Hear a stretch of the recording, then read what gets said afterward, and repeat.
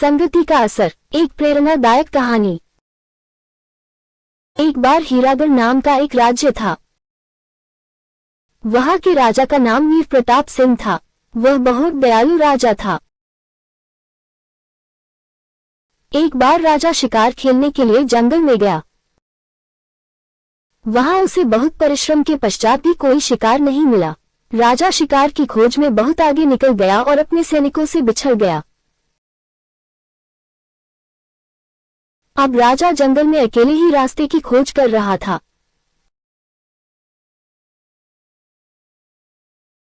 राजा जब बहुत थक गया तो विश्राम करने के लिए एक पेड़ के नीचे सो गया।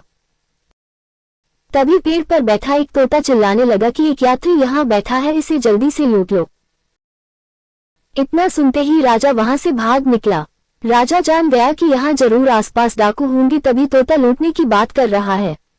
बहुत दूर जाने के पश्चात राजा फिर से विश्राम करने के लिए एक पेड़ के नीचे बैठ गया। उस पेड़ पर एक तोता बैठा था।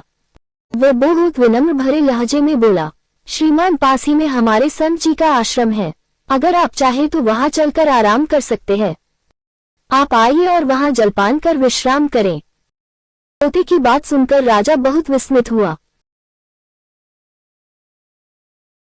राजा पास में बने आश्रम में चला गया और वहां मौजूद संत जी के शिष्यों ने राजा का उचित मान सम्मान किया। राजा ने संत जी को दोनों तोतों की बातें बताई।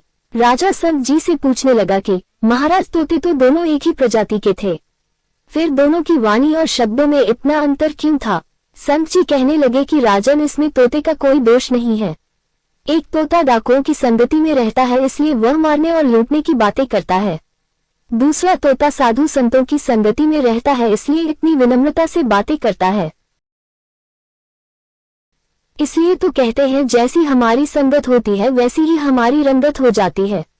मॉरल संगति का हमारे जीवन पर बहुत प्रभाव पड़ता है, इसलिए सदैव अच्छे आचरण वाले लोगों की संगति करनी चाहिए।